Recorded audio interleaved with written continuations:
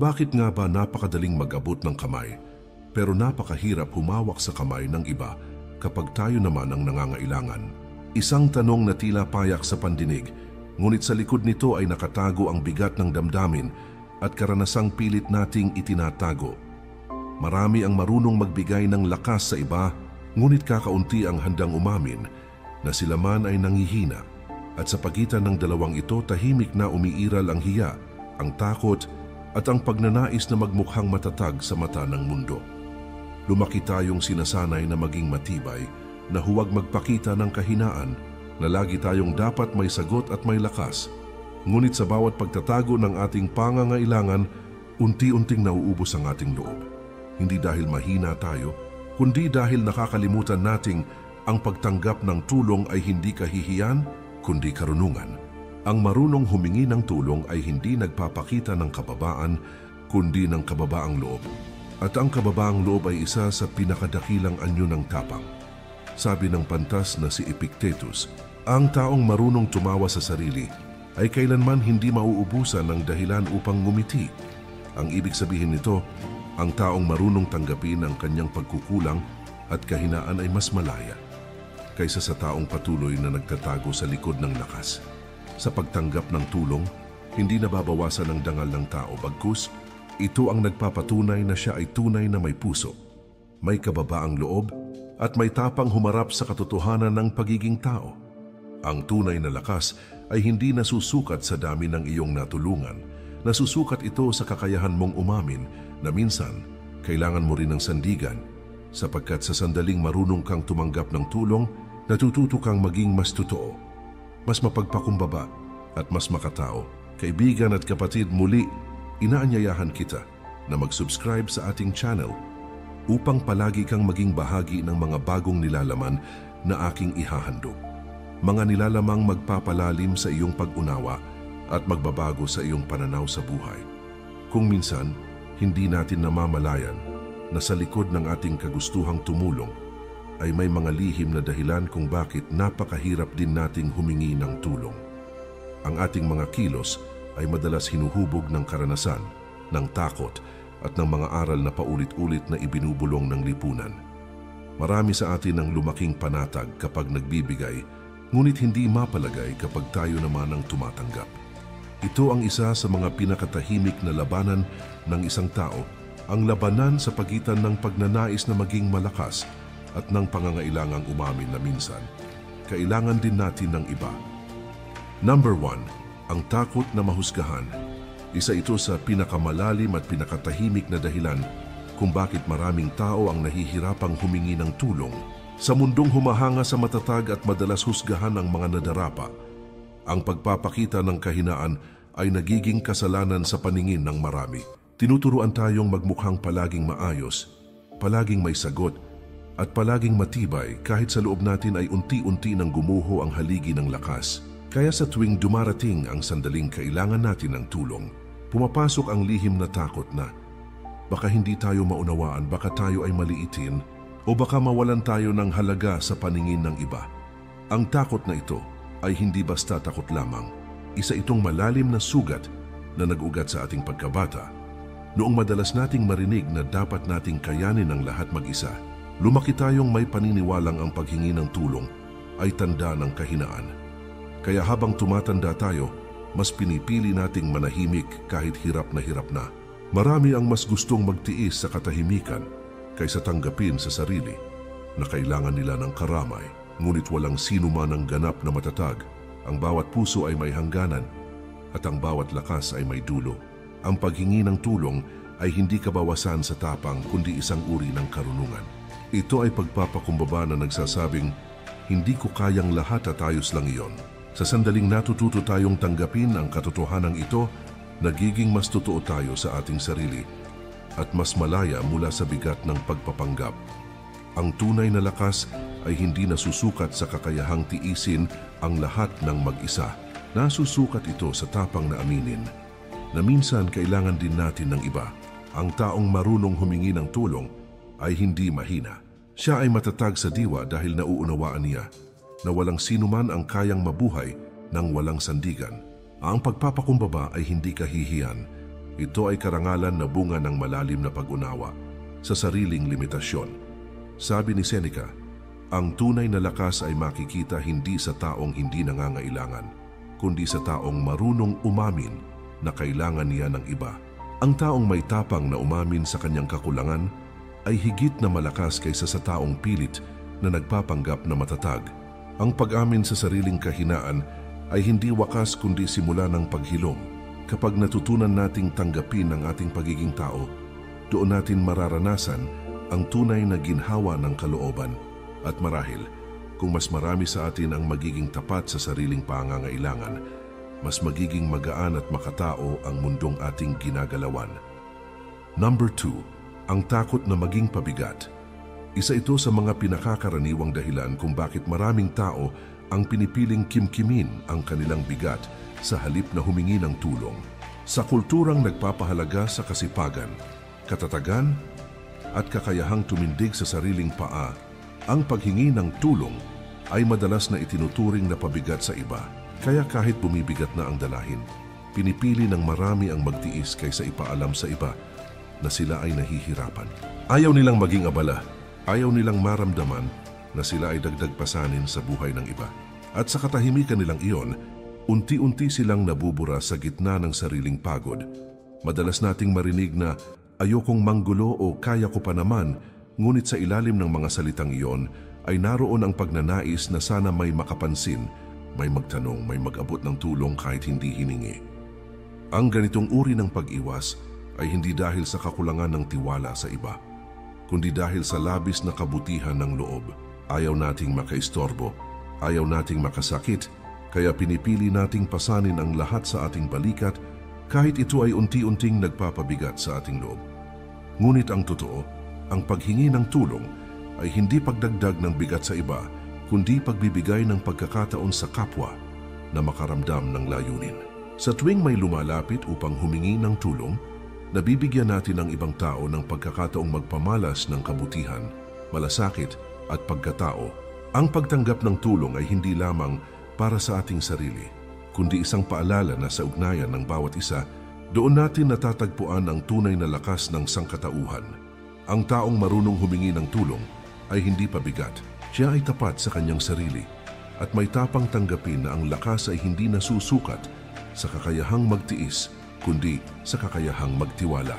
Ang pagtitiwala ay isang anyo ng tapang, at ang tapang ay laging ugat ng koneksyon. Sabi ni Marcus Aurelius, ang sinumang tumutulong ay tumatanggap din ng tulong sapagkat sa paggawa ng kabutihan, pareho silang tumitibay. Ang kahulugan nito ay malinaw. Ang pagtulong at ang pagtanggap ng tulong ay dalawang magkaibang mukha ng iisang kabutihan. Sa bawat pagkakataong tayo ay humihingi ng tulong, hindi natin binabawasan ang dangal ng sarili. Sa halip, pinalalalim natin ang ugnayan sa kapwa at pinapaalalahanan ng mundo na ang kabutihan ay umiikot, hindi nagwawakas. Ang takot na maging pabigat ay unti-unting mawawala kapag natutunan nating ang pagtanggap ay kasing halaga ng pagbibigay. Sa huli, lahat tayo ay magiging sandigan ng iba. At sa ibang araw tayo rin ay aasa sa mga kamay na minsan nating tinulungan. At doon mauunawaan natin na walang sino man ang tunay na pabigat sa mundong marunong magdamayan. Number 3, ang pagmamalaki at pagpapanggap na matatag. Isa sa mga pinakamatinding hadlang sa paghingi ng tulong ay ang pagmamataas na nagkukubli sa anyo ng lakas. Marami ang nasanay na maniwala na ang pagiging matatag ay nangangahulugang hindi kailanman dapat humingi ng saklolo. Kaya kahit dumaraan na sa unos, kahit dumudugo na ang loob, patuloy pa rin ang pagpapanggap na maayos ang lahat. Ang pagmamataas ay nagiging maskara na unti-unting dumidikit sa pagkatao hanggang sa tuluyang hindi na natin makilala kung sino pa nga ba tayo sa likod ng katatagan. Ang ganitong uri ng pagmamalaki ay madalas na ipinanganak mula sa takot na mawalan ng dangal. Takot na baka kapag humingi ng tulong, ay tingnan tayong mahina, walang kakayahan o walang direksyon sa buhay. Kaya pilit nating pinapatunayan sa mundo na kaya natin kahit minsan ay hindi na talaga natin kaya. Sa bawat araw na ginugugol sa pagpapanggap, mas lumalayo tayo sa sarili at mas nagiging mabigat ang katahimikan na ating dinadala. Ngunit ang tunay na matatag ay hindi ang taong hindi umiiyak o hindi humihingi ng tulong. Ang tunay na matatag ay yaong marunong yumuko kapag kinakailangan at muling bumangon ng may kababaang loob.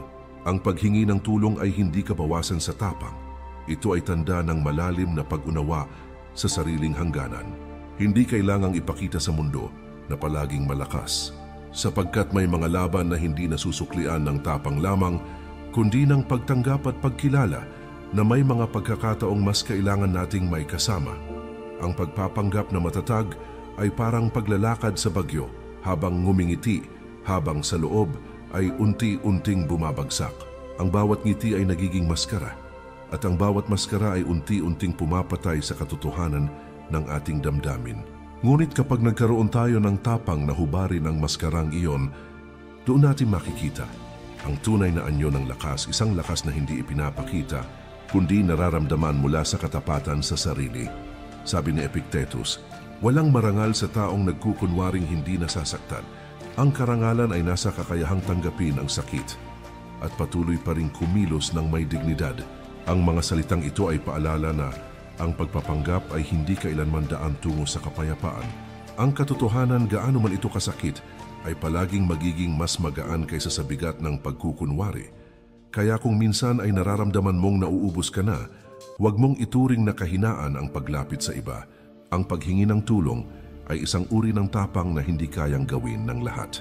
Sapagkat sa panahong ang mundo ay puno ng pagpapanggap, ang pagiging totoo ay isa ng uri ng revolusyon. Number 4. Ang kultura ng katahimikan at pagpaparaya. Isa sa mga ugat kung bakit mahirap humingi ng tulong ay ang kultura ng katahimikan na matagal nang nakatanim sa ating pagkatao. Sa loob ng tahanan, sa eskwelahan, at sa lipunang ating ginagalawan, madalas nating marinig na mas mabuting manahimik kaysa magsalita ng hinaing. Tinuturuan tayong tiisin, magparaya, at magpanggap na maayos ang lahat upang hindi makasakit o makagulo sa iba. Dahil dito, lumaki tayong may paniniwalang ang pagtitiis ay kabutihan at ang paghingi ng tulong ay tanda ng kahinaan. Ang ganitong kultura ay nagiging lason na tahimik na kumakain sa ating loob. Sa bawat pagkakataong pinipili nating manahimik, may bahagi ng ating sarili ang unti-unting nawawala. Pinipigilan natin ang damdamin, sinusupil ang pangangailangan, at kinukulong ang sarili sa loob ng katahimikan. Hanggang sa dumating ang punto na kahit may gustong makinig, nahihirapan na tayong magsalita. Ngunit ang katahimikan ay hindi laging kapayapaan.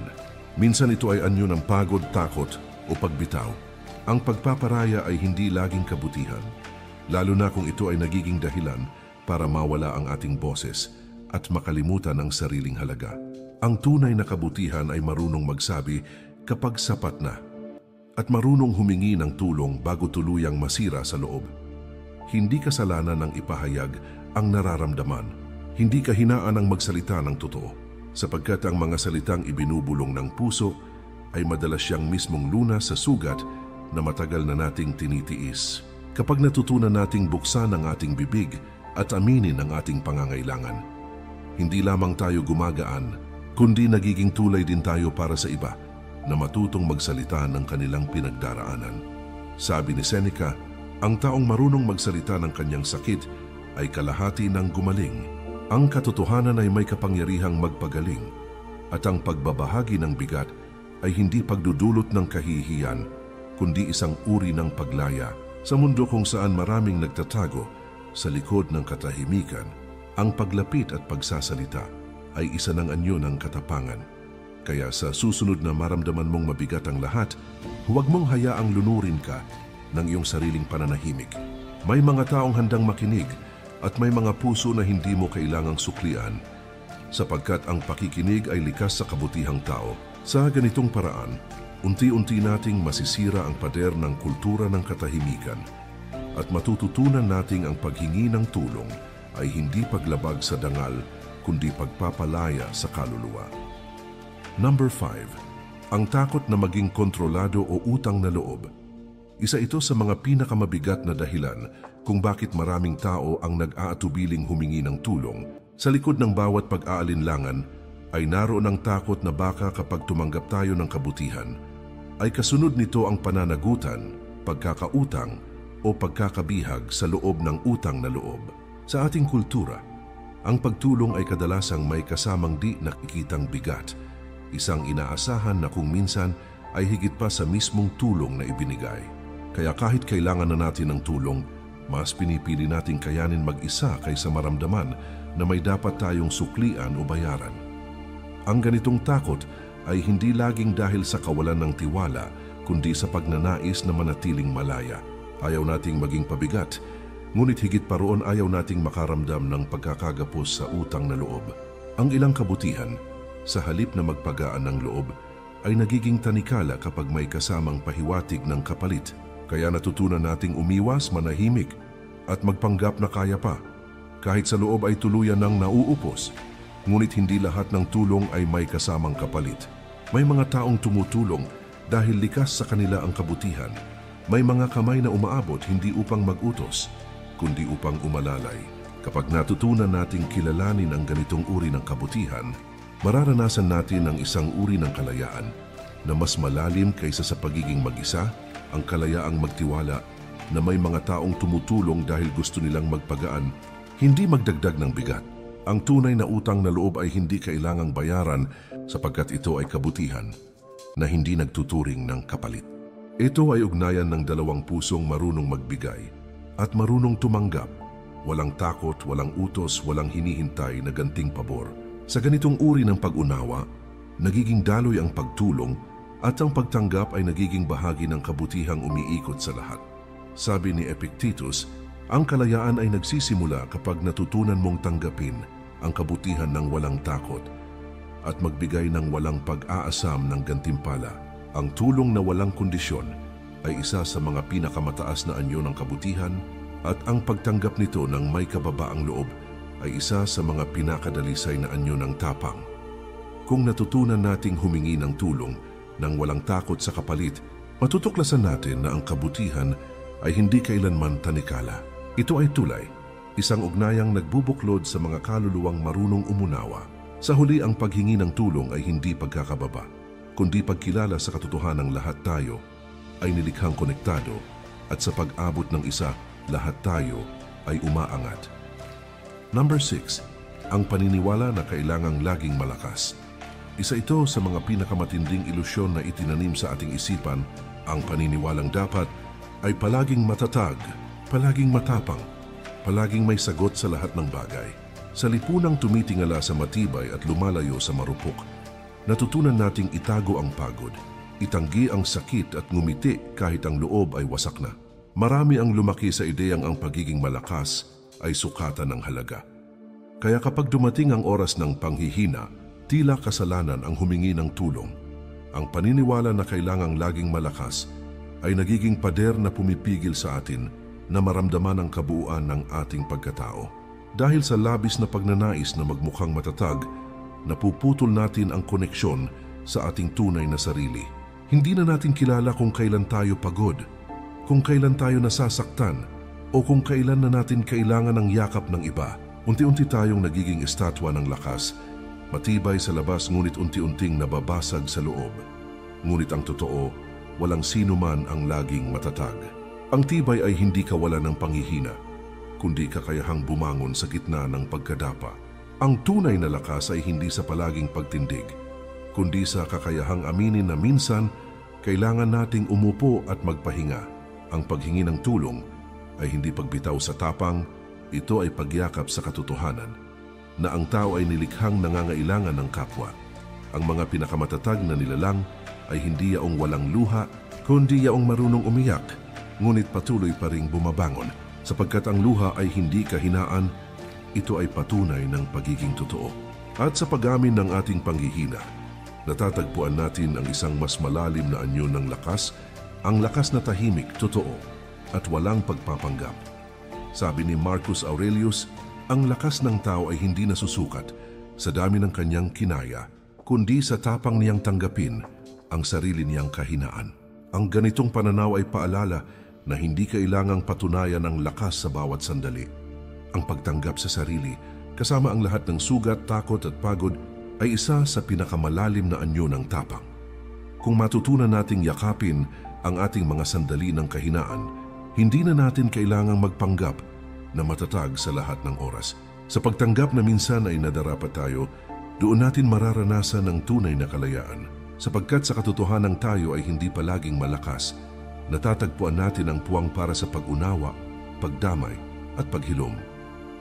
Number 7, ang takot sa pagtanggi o pagkawala ng tiwala ng iba. Isa ito sa mga pinakamasakit na dahilan kung bakit maraming tao ang nahihirapang humingi ng tulong.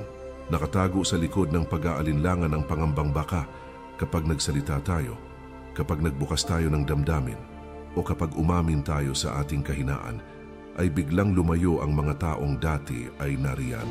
Ang takot sa pagtanggi ay parang tinig na bumubulong sa ating isipan na huwag nang magsalita, huwag nang lumapit at huwag nang umasa, sapagkat baka sa sandaling iyon, makita nila ang bahagi ng ating pagkataong pilit nating itinatago. Marami sa atin ang natutong magtiis dahil minsan na silang tinalikuran. Ang ilan ay nagtanim ng katahimikan dahil minsan nang sila ay humingi ng tulong, hindi sila pinakinggan o hindi sila pinaniniwalaan. Mula noon, natutunan nilang itago ang bigat sapagkat sa mundo kung saan madali kang husgahan, mas madali nang manahimik kaysa maramdaman muli ang sakit ng pagtanggi. Ngunit ang takot na ito, kapag hinayaan nating mamuno, ay unti-unting kumikitil sa ating kakayahang kumonekta.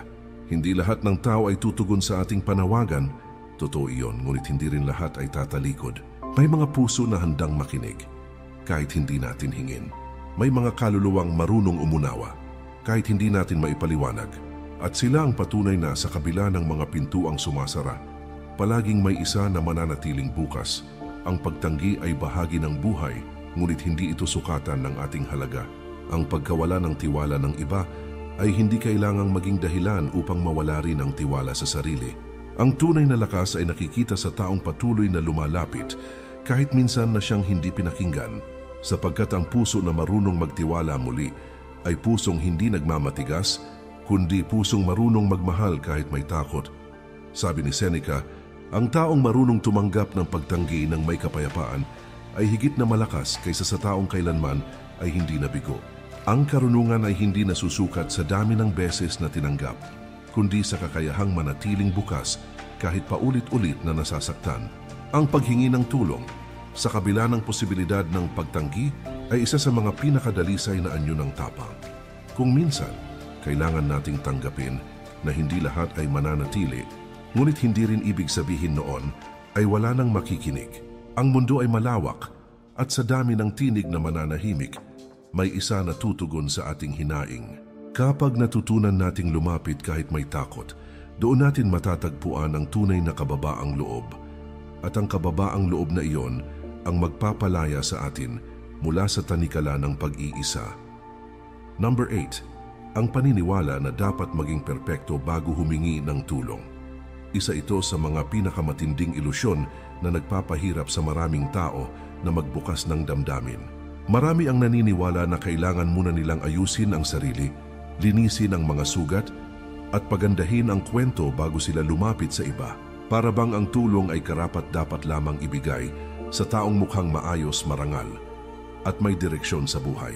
Kaya kahit ang puso ay basag na, kahit ang isipan ay naliligaw na, pinipili pa rin ng marami na manahimik at maghintay hanggang sa maging perpekto sila sa paningin ng iba.